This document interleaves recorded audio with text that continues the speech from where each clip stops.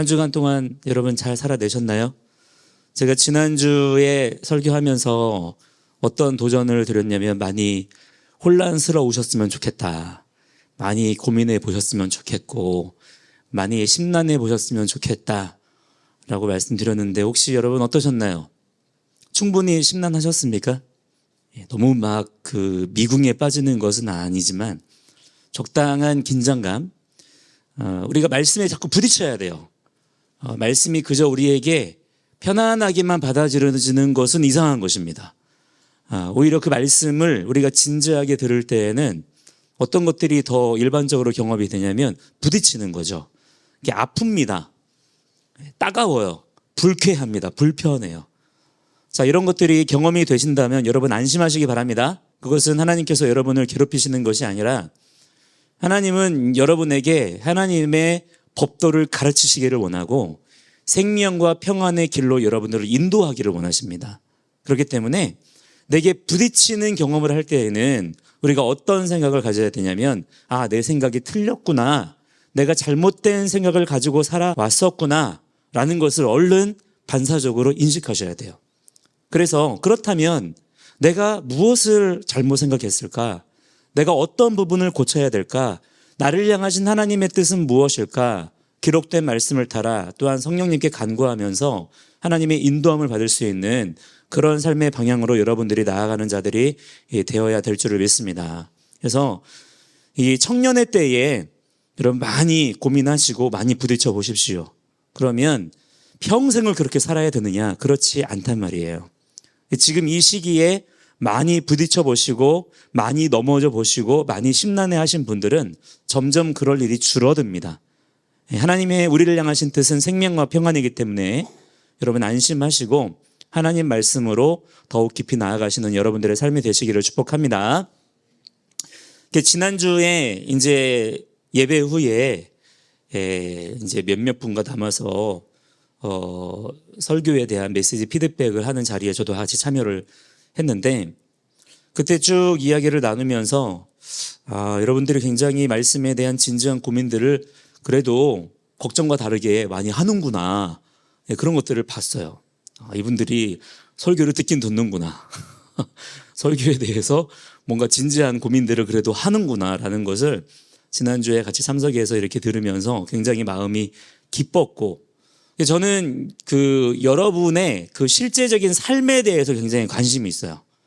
여러분이 어떻게 사느냐, 또 앞으로 어떻게 살아갈 것이냐에 대해서 이 청년부 담당 목사로서 특별히 여러분이 성경을 깊이 알고 기도를 하고 예배를 드리고 물론 중요하지만 그런 것들을 포함해서 어쩌면 더 사실은 관심을 갖게 되는 것은 여러분의 한 주간의 삶이에요. 근데 그것은 저만 그런 게 아니고 하나님도 여러분의 삶에 굉장히 관심이 많으십니다. 저보다 훨씬 더. 여러분의 그 말과 또 여러분의 삶의 습관과 또 태도와 자세, 또 경제생활, 여러분의 정치관, 여러분의 인간관계, 여러분의 그 태도와 자세 이런 것들이 있죠. 하나님께서 굉장히 관심이 많으시다는 사실을 여러분은 알고 사세요. 하나님께서 여러분의 삶을 주목하고 계십니다. 그 사실을 인식하시고 여러분의 삶을 통해서 하나님께서 영광을 받으셔야 될 줄을 믿습니다. 지난주에 이제 메시지 피드백하는 시간에 제가 이렇게 들어가서 얘기를 듣는데 이 얘기를 먼저 좀 하고 진행을 해야 되겠다라는 생각을 가진 게 뭐냐면 하나님께 영광을 돌리고 싶어들 하시더라고요. 하나님께 영광을 돌리고 싶다는 거예요. 너무나 여러분 거룩하고 위대한 생각이죠. 누가 그런 생각을 하겠습니까? 그렇지 않습니까? 여러분 세상 천지에 이런 생각을 하는 분들이 어디 있냐 말이에요. 하나님께 영광을 돌리고 싶다는 거예요. 그런 영적인 갈망이 있는 것이죠.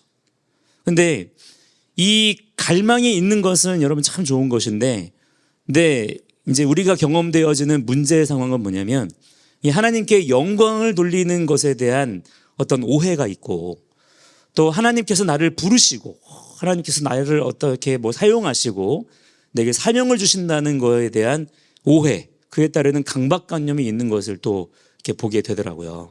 일단은 이것입니다. 여러분, 하나님께 영광을 돌린다라는 것에 대해서 여러분 어떻게 이해를 하고 계시나요? 이렇게 많은 경우에 어떻게 이해를 하시냐면, 내가 가진 어떤 내 소유, 또는 내가 하는 어떤 내 성취, 또는 내 어떤 열정을 하나님께 드리겠다는 거예요. 하나님 받으십시오. 내 거를 하나님께 드리면 이것이 하나님께 보태져서 하나님께서 더 영광을 받으시고 더 높임을 받으시고 뭔가 하나님께 플러스가 되는 그런 것들을 여러분이 하나님께 영광을 돌린다라고 생각하시면서 어떤 행위들을 하시는 그런 것들을 종종 보게 됩니다. 근데 자칫 여러분이 그렇게 생각을 하게 되면 일단은 첫 번째로는 하나님에 대한 오해를 가지게 될 수 있고요. 두 번째는 많은 가능성으로 이것이 강박관념으로 흘러갈 수가 있어요. 자, 어떤 것이든 간에 여러분이 강박관념이라는 것을 가지게 되면 그것은 즐거운 거예요? 즐겁지 않은 거예요? 즐겁지 않죠. 굉장히 부담이 되고 억눌리는 감정을 느끼게 되겠죠. 만약에 여러분이 영원토록 하나님을 예배하고 영원토록 하나님께 영광을 돌리는 삶을 살아야 될 줄 믿습니다. 선한 마음이에요. 그런데 이것이 우리가 알지 못하는 가운데 영적인 눌림으로 경험이 되어진다면, 하나님께 정말 순종하는 삶이 나에게 강박관념으로 경험이 되어진다면, 그 삶은 하나님께서 원하시는 삶일까요? 아닐까요?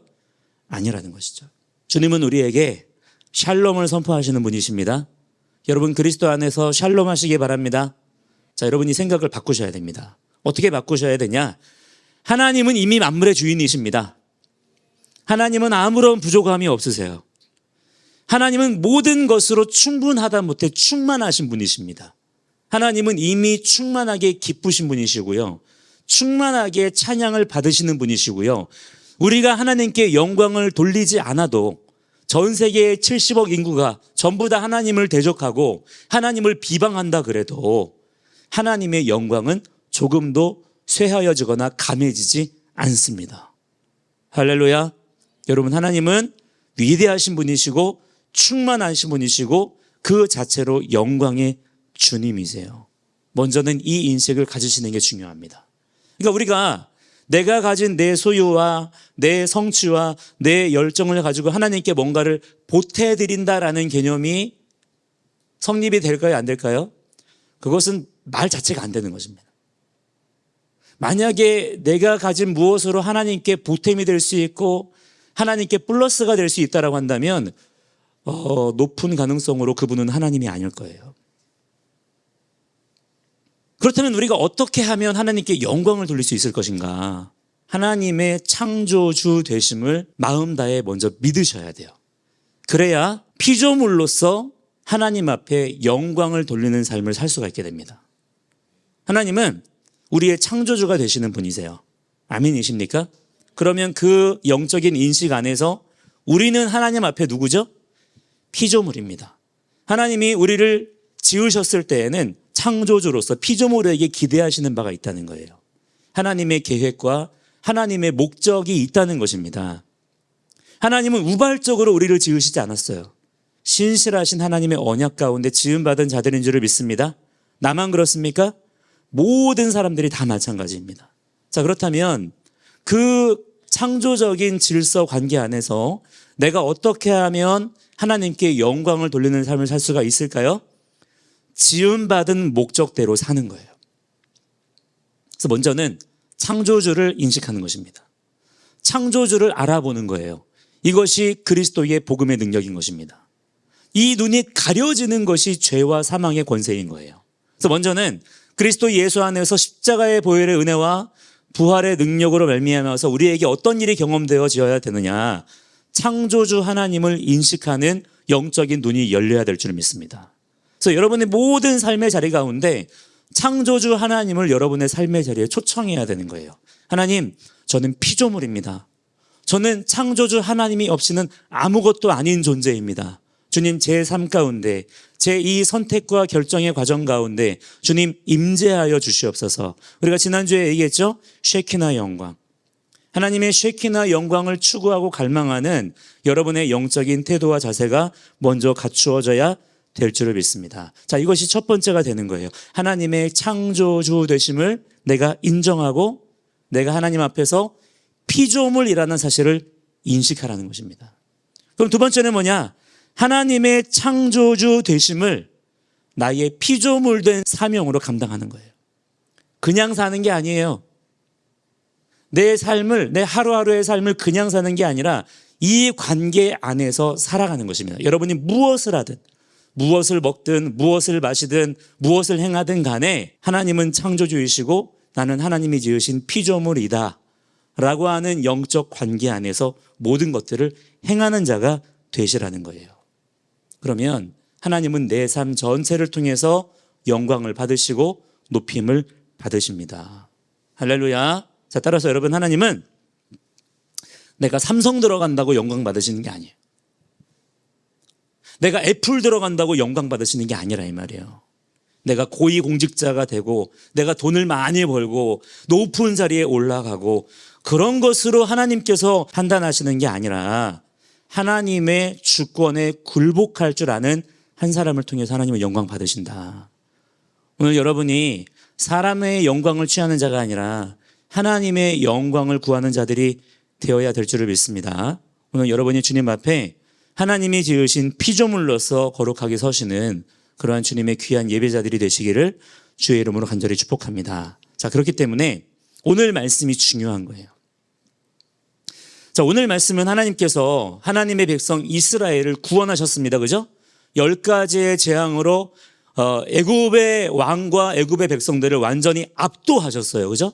어떤 그 파워게임으로 밀고 당기는 그런 긴장 관계가 있었던 것이 아니라 아주 그냥 압도하셨습니다. 완벽한 승리로서, 그죠? 예, 통쾌한 승리 가운데 이스라엘 백성들을 400년 동안이나 종살이하던 그 땅 가운데서 건져내신 거예요. 구원하신 것입니다. 뿐만 아니라 뒤쫓아오는 애굽의 특공대, 앞에는 홍해바다, 그 절체절명의 위기의 순간 속에서 하나님은 어떤 일을 행하십니까? 창조주 하나님으로서 바다를 갈라버리시는 거예요. 그 바닷길을 건너가게 하십니다.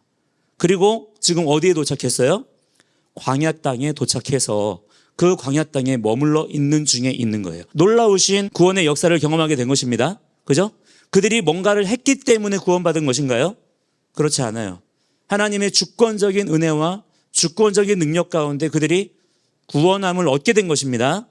자, 그런데 그 구원받은 이스라엘 백성들에게 하나님께서 너희들 구원해 줬으니까 이제 너희들 행복하게 잘 살아라, 이렇게 하신 것이 아니라 오늘 말씀에 무엇을 그들에게 말씀하시는 거예요? 내가 너희를 구원한 목적이 무엇인지를 말씀하시는 거예요. 하나님께는 구원의 목적이 있다는 거예요. 그리고 그 구원의 목적은 누구에게 있는 것입니까? 하나님께 있는 것입니다. 하나님은 왜 이스라엘 백성을 구원하셨느냐? 그들은 하나님의 백성으로서 애굽 땅에 종살이하고 있으면 안 되기 때문이에요. 왜냐? 그들이 해야만 할 일이 있기 때문입니다. 그들만이 감당할 수 있는 직무와 직분이 있기 때문이라는 거예요. 그것을 회복하시겠다는 거예요. 그것을 위해서 구원하신 거예요. 즉 무엇입니까? 구원받은 자들이 해야 될 일이 있다. 구원받은 그것이 끝이 아니라는 것입니다. 건진받은 그것이 끝이 아니라는 거예요. 이 생각을 하셔야 돼요. 여러분, 예수님 믿고 구원받으셨습니까? 하나님께서 예수 그리스도의 십자가의 보혈의 은혜와 부활의 능력으로 여러분을 정말 죄와 사망의 권세에서, 지옥의 권세에서 구원하셨음을 믿나요? 그렇다면 우리의 생각이 거기에서 멈출 게 아니라 너무나도 당연하고 자연스럽게 어디로 흘러가야 되는 거예요? 내가 그렇게 구원받았기 때문에 이제부터는 새로워진 정체성을 가지고 내가 새롭게 해야 될 일이 있다, 이 생각으로 흘러가야 되는 것입니다. 그리고 그렇게 구원받은 하나님의 백성들에게 성령님을 보내주셔서 지혜와 능력을 그에게 부으시는 거예요. 왜 그럴까요? 일하라는 거예요. 하나님이 구원받은 자들에게 맡기신 일이 있다는 것입니다. 자, 그러면 여러분, 이제 우리가 구원받았습니다. 어디에 집중해야 될까요? 죽을 날만 바라보며 빨리 죽었으면 좋겠다, 죽으면 고생 안 하고 좋은 데 가서 쉴 텐데. 자, 그것이 맞는 생각이에요? 틀린 생각이에요? 이것은 완전히 비진리입니다. 하나님의 뜻을 왜곡하는 거예요. 하나님의 분명하신 뜻은 너희들은 구원받았으므로 나의 백성이 되어서 내가 너에게 맡기는 직무를 감당하라는 거예요. 내가 너에게 맡긴 직분을 감당하라는 것입니다. 그게 뭐냐? 뭐라고 말씀하세요? 너희가 모든 민족 중에서 내 소유가 될 것이고 너희가 내게 대하여 제사장 나라가 될 것이다. 제사장 나라는요, 더 정확하게 말하자면 제사장들로 구성된 나라를 말하는 겁니다. 그냥 나라의 정체성을 말하는 게 아니라 하나님께서는 나라를 세우시겠다는 거예요. 근데 어떤 나라냐? 온 나라 백성이 제사장이에요. 제사장들의 나라. 하나님께서 원하시는 하나님의 백성들은 기본적으로 어떤 직무와 직분을 가지게 된다는 것입니까? 제사장으로서의 본분을 가지고 살아가야 된다는 것입니다. 이것이 하나님께서 구원받은 하나님의 백성들에게 명령하시고 요구하시는 삶의 본질이라는 거예요. 자, 그러면 여러분, 인생을 열심히 살고 계십니까? 열심히 사십시오. 최선을 다해 부지런히 성실하게 사십시오. 그런데 그냥 살면 안 된다 이 말이에요. 우리는 알아야 돼요. 진리를 깨닫는 가운데 하나님께서 우리에게 살라고 하신 그 삶의 본분, 본질이 무엇인지를 정확하게 깨달아야 되는데 그게 뭐냐? 따라합니다. 제사장. 자, 제사장의 본분을 알지 못하면 우리가 열심히 살면서 이상한 데로 가 있을 수 있는 거예요. 내가 무언가를 열심히 최선을 다하는데 이 제사장의 본분을 놓쳐버리면 내가 엉뚱한 곳에 가서 마치 터진 웅덩이를 파는 것과 같은 그런 소모적인 삶을 살 수밖에 없게 된다는 것입니다. 자, 그러므로 오늘 이 크리스천 직업관에 대한 두 번째 시간을 여러분과 함께 가지게 되는데 오늘 나누고자 하는 것은 뭐냐면 과연 그렇다면 하나님께서 구원받은 백성들에게 명령하시고 부여하시고 맡기시는 제사장의 직무란 대체 무엇이냐? 그게 세 가지로 정리해서 말씀을 드리고 특별히 우리의 이 직업이라고 하는 것을 그냥 우리가 먹고 사는 문제로만 생각하는 것이 아니라 바로 이 제사장적인 정체성의 관점에서 나의 직업을 생각해보고 바라볼 줄 아는 눈이 뜨여야 된다라고 하는 거예요.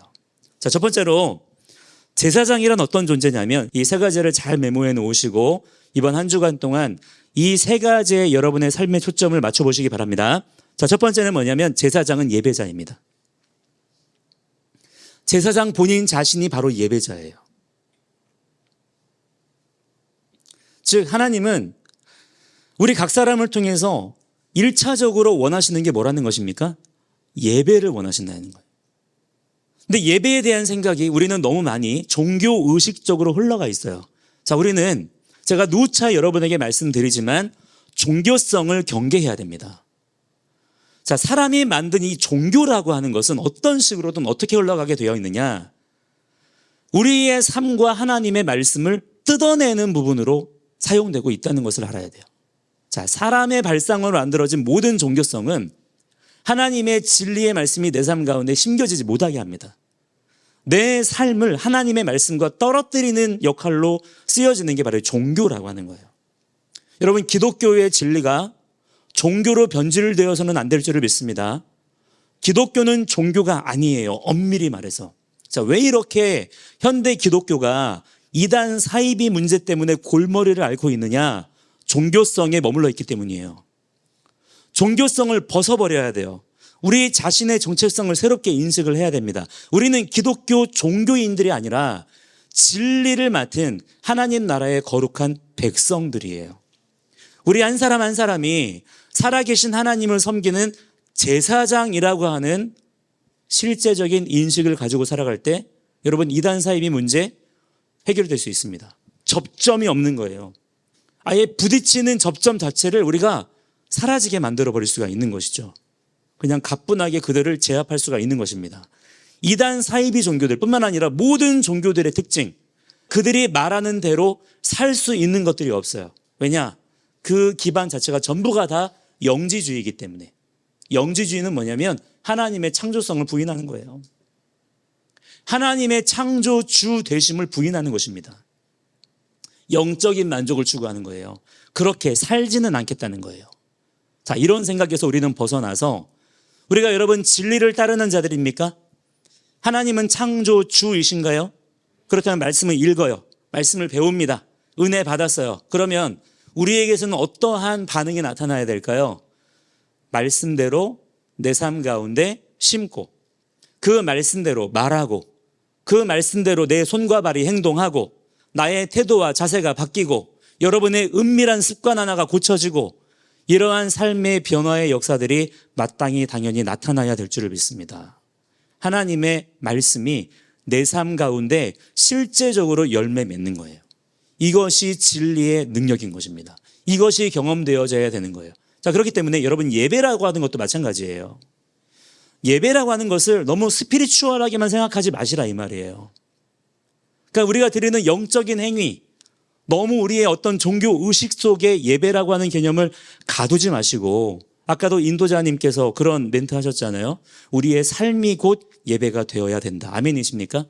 자, 그런데 여러분, 우리가 삶이 곧 예배라고 할 때 어떤 부류에서는 그래서 그래요. 그래서 우리가 열심히 살면 그게 곧 예배가 되는 것이다. 내가 열심히 살면 그 삶으로 하나님께 영광을 돌리는 것이다. 자, 맞을 수도 있지만 틀릴 수도 있어요. 왜냐? 그 열심이라고 하는 것을 어디에다가 두고 있느냐에 따라서 그것이 예배가 될 수도 있지만 한편으로는 집착이나 나의 정욕이 될 수도 있다는 것을 우리가 알아야 됩니다. 자, 그러면 여러분, 예배란 무엇이냐? 예배의 개념을 여러분들이 아셔야 돼요. 예배라고 하는 것은 하나님께로 더욱 가까이 나아가는 것입니다. 그게 예배의 본질이에요. 자, 예배가 뭐라고요? 하나님께로 더욱 가까이 나아가는 것입니다. 자, 그럼 우리가 아까 처음에 나눴던 것처럼 하나님은 우리에게 어떤 분이시죠? 창조주이십니다. 그러면 창조주 하나님께로 나아가는 나는 누구입니까? 피조물이에요. 이 사실을 여러분 부인하지 마세요. 외면하지 마시라 이 얘기예요. 더 정확하게 이해하셔야 돼요. 피조물인 내가 나를 지으신 하나님께로 더욱 가까이 나아가는 거예요. 이게 예배입니다. 그러면 여러분, 예물은 뭘까요? 예물. 모든 예배에는 반드시 예물을 가져와라. 자, 레위기 말씀에 분명히 말씀하십니다. 왜 하나님께서는 예물을 가져오라는 것일까요? 예물이라고 하는 것은 예를 갖추는 거예요. 하나님께로 가까이 나아가기 위해 하나님께로 가져가는 선물인 것입니다. 우리의 진정성을 하나님께서 받으시겠다는 거예요. 여러분, 먼저는 하나님 앞에 하나님을 인격적으로 대우해 드릴 수 있고 하나님을 하나님으로 인정해 드릴 수 있는 여러분의 삶의 예배가 회복되셔야 될 줄 믿습니다. 이것이 우리를 지으신 하나님의 뜻이다. 우리의 삶의 모든 영역들이 바로 이 예배의 개념 안에서 하나님께 드려져야 된다라고 하는 거예요. 먼저는 여러분 자신을 예배자로 정확하게 인식하시기 바랍니다. 예배자는 그냥 예배 현장에 집회 장소에 그냥 나와서 앉아 있다가 가는 사람이 아니에요. 그 삶 전체를 하나님께로 가까이 가지고 나아가는 자를 말하는 것입니다. 하나님께 예물을 드릴 줄 아는 삶을 말하는 거예요. 여러분의 모든 삶이 그래야 됩니다. 가정에서든 학교에서든 직장에서든 인간관계 안에서든 여러분의 경제생활 또는 모든 것들 가운데 이것이 바로 여러분이 하나님께 드리는 예배의 본질이 되어야 될 줄을 믿습니다.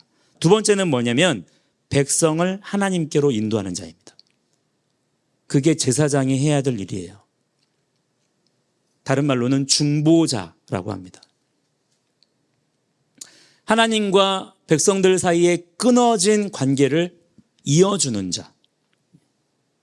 백성들에게 하나님을 소개하고 백성들을 하나님께로 이끌어가는 자가 제사장이라고 하는 거예요. 먼저는 우리 자신이 예배자가 돼야 됩니다. 그런데 우리 자신이 예배자가 된 그것으로 그냥 머물러 있으면 안 된다는 거예요. 하나님의 우리를 향하신 뜻은 뭐냐면 우리 한 사람 한 사람을 세상에 대한 복의 통로로 삼으셨습니다. 너는 복의 근원이 될지라 그러셨어요. 우리 각 사람의 삶을 통해서 우리와 함께하는 모든 사람들 가운데 하나님의 복이 흘러가야 될 줄을 믿습니다. 자, 그렇다면 복이란 무엇이냐? 피조물에게 복은 하나예요. 창조주께로 더욱 가까이 나아오는 것입니다. 창조주의 임재예요.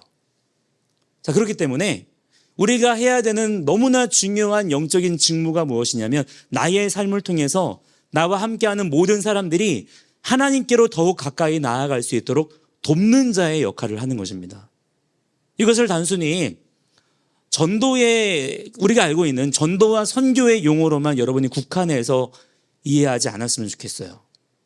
기독교 종교의 전달자, 전파자만이 아니라 우리의 온 삶이 하나님과 백성들 사이의 관계를 화해시키는 그러한 섬기고 돕는 자들의 역할을 감당하는 자들이 되어야 될 줄을 믿습니다. 그래서 여러분이 어떤 직업을 가지게 되실 때에 여러분의 삶의 어떤 부분들을 열심히 최선을 다해 수고하실 때 그 모든 수고와 노력들이 바로 이런 부분들과 연결이 되어서 감당이 되어져야 된다는 거예요.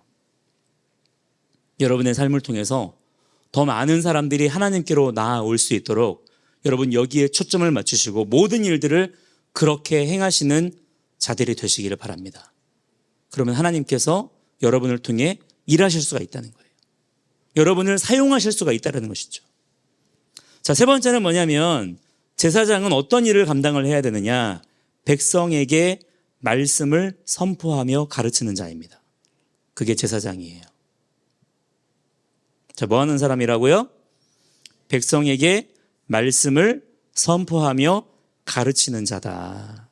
자, 오늘 말씀에도 우리가 함께 읽었습니다마는 이렇게 말씀합니다. 내가 너희를 독수리 날개로 업어서 여기까지 왔다는 거예요. 그러면서 뭐라고 말씀하시냐면 세계가 다 내게 속하였나니 너희가 무엇을 해야 되느냐? 내 말을 잘 듣고 내 언약을 지키라는 거예요. 우리는 말씀 맡은 자들인 줄을 믿습니다. 자, 이것이 우리가 깨달아야 되는 영적인 정체성이에요. 하나님은 우리에게 세상에 대한 하나님의 말씀을 맡기셨어요. 그게 우리의 영적인 본분입니다. 자, 그러면 우리가 말씀 맡았어요. 말씀을 들었습니다. 그 듣고 받은 말씀을 내가 지키고 있어요. 하나님의 명령이기 때문에. 자, 그러면 이 말씀을 맡아서 지키고 있는 이 말씀을 우리가 어떻게 해야 될까요? 왜 지키라는 것일까요? 왜 들으라는 것일까요? 하나님께서는 우리에게 이 말씀을 세상 가운데 선포하는 자가 되라는 거예요. 이 말씀을 세상 가운데 가르치라는 거예요.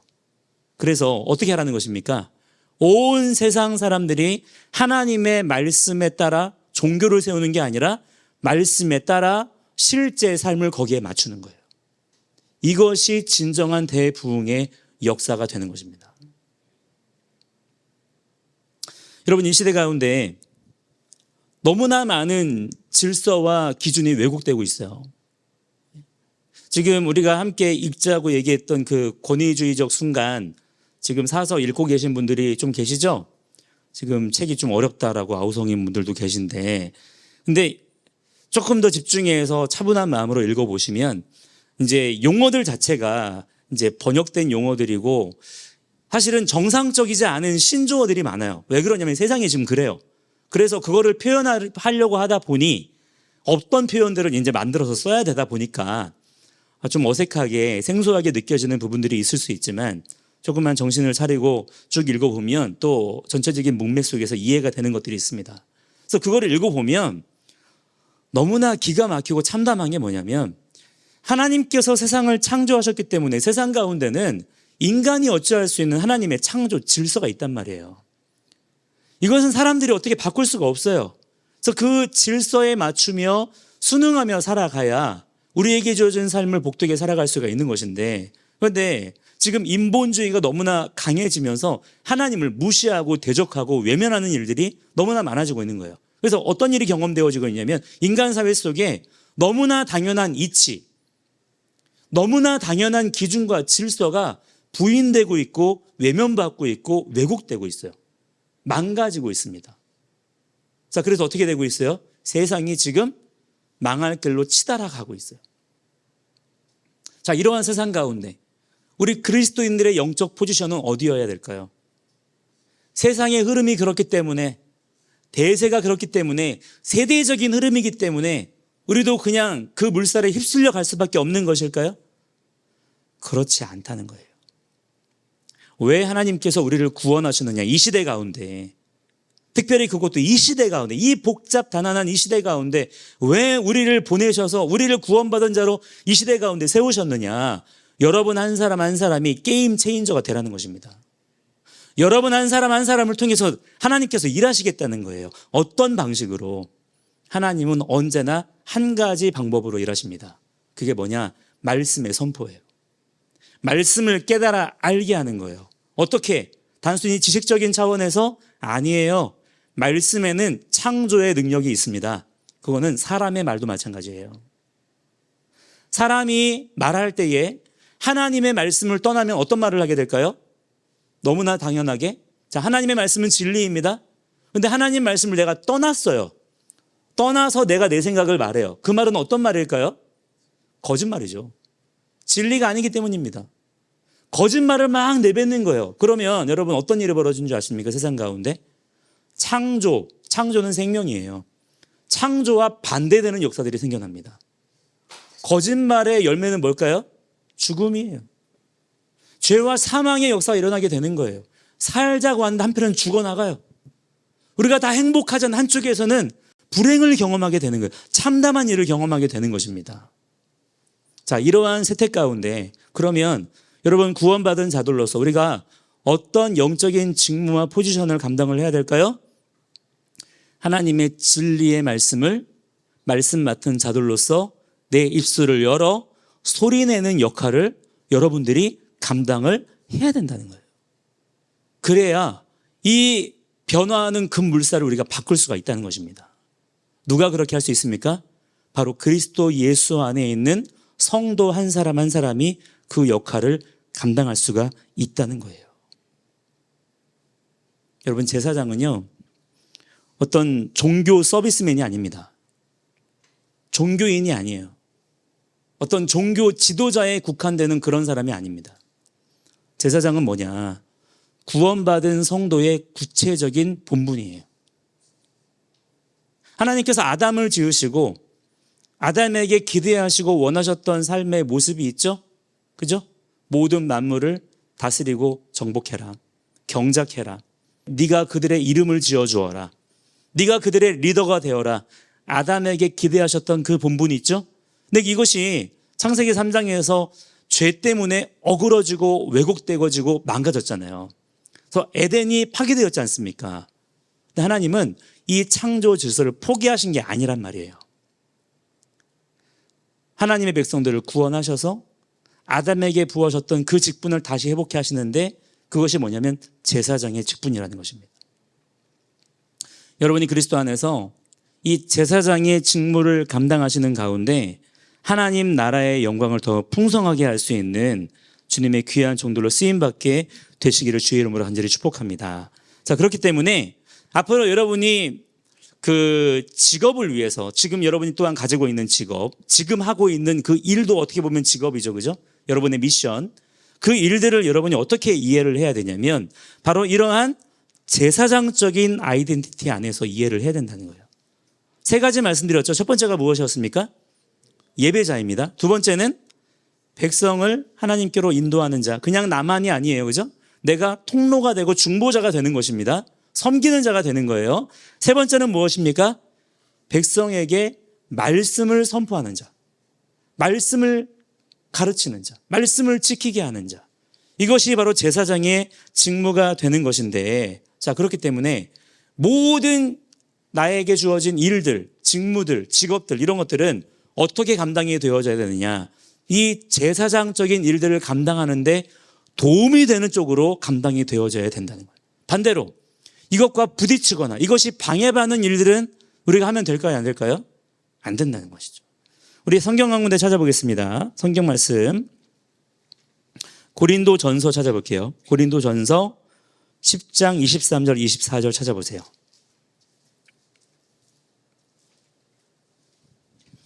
고린도전서 10장 23절 24절.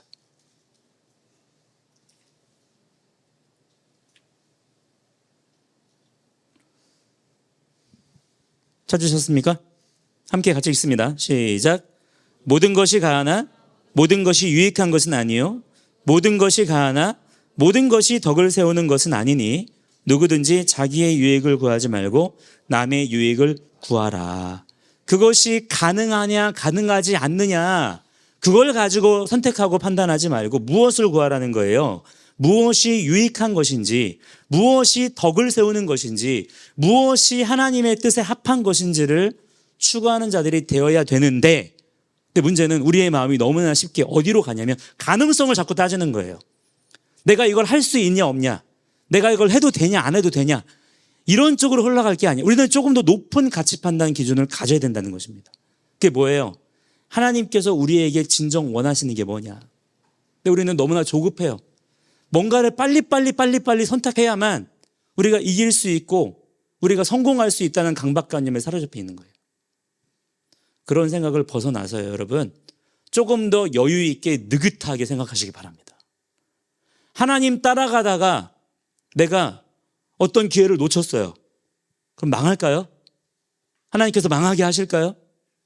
물론 여러분이 어떤 기회가 정말 좋은 기회였는데 내가 하나님의 뜻을 잘못 이해하고 잘못 깨달아서 그 기회를 놓쳤어요. 그럼 하나님께서 어이구 인간아 그러실까요? 그러시겠습니까? 하나님은 여러분의 마음의 중심을 받으셔요. 하나님은 여러분의 선택과 결정에 제한되는 분이 아니십니다. 중요한 것은 무엇이냐? 나의 의지가 어디에 있느냐는 거예요. 지금 여러분 자신이 어디를 쳐다보고 있느냐 하는 거예요. 그것이 중요한 것이지 너무 여러분이 선택에 대한 강박관념에 매여 있으면 안 된다는 것입니다. 그럼 자연히 가능성을 따지게 되고 사람들의 여론에 휩쓸리게 되고 그런 식으로 가다 보면 결국에 누가 주인인 것처럼 살게 되는 거예요. 사람이 주인인 것처럼 살게 되는 그런 삶을 살게 되는 것입니다. 오늘 여러분 안에 있는 조급함과 강박관념과 쫓기는 마음들을 대적하시기 바랍니다. 과연 내가 두렵다면, 조급하고 쫓기는 마음이 있다면 한번 여러분 그 생각을 한번 직면해 보세요. 내가 지금 조급한 마음이 있는데 내가 대체 왜 조급한 것이냐 지금. 이 조급한 마음의 출처는 어디냐. 내가 무언가 때문에 두렵다면 이 두려움의 출처는 어디냐. 내가 지금 하나님을 두려워하는 것이냐 아니면 사람을 두려워하는 것이냐. 여러분들이 직면해 보시면 놀랍게도 분별이 됩니다. 뭐든지 간에 조급하게 쫓기듯이 결정하는 것들에 대해서는 실수하고 실패하게 되는 경우들이 많다는 것을 아셔야 된다는 거예요. 또한 여러분이 말씀을 찾아보기 원하는 것은 요한 1서 2장 16절 17절 찾아보도록 하겠습니다. 요한 1서 2장 16절 17절 말씀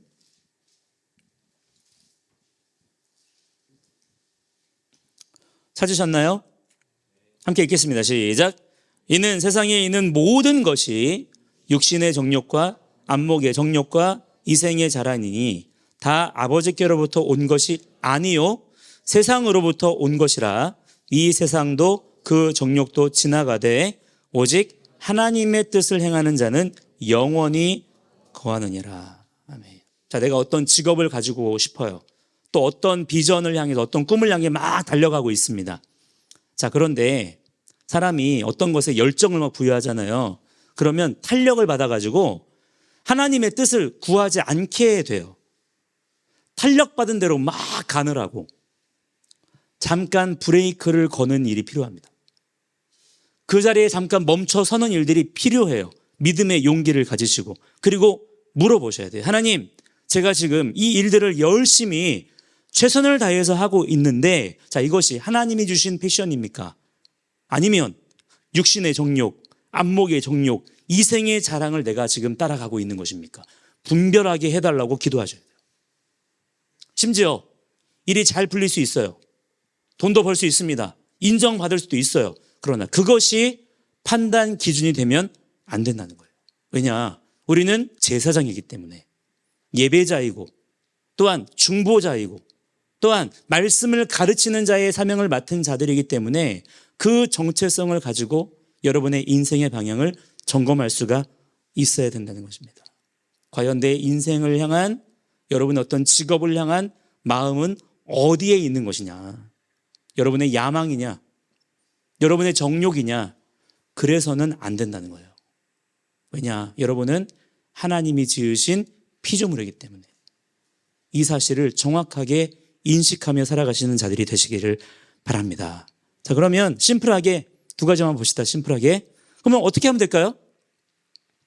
여러 가지 이야기들을 많이 할 수 있습니다만 지금 단계에서는 일단은 무엇을 생각하셔야 되냐면 적어도 직업을 먹고 사는 수단으로 이해하지 말자는 거예요. 일단 이것이 필요합니다. 이 생각을 먼저 걷어내셔야 돼요. 내가 먹고 살기 위해서 어떤 일을 해야 된다. 자, 이거는 정확하게 비진리입니다. 성경은 절대 그렇게 말씀을 해야 안 해요? 안 합니다. 그러니까 다음 주에 이 말씀을 함께 더 깊이 나눌 텐데 직업은 먹고 사는 수단이 아니다. 먹고 사는 모든 문제는 누구의 주권에 달려 있어요?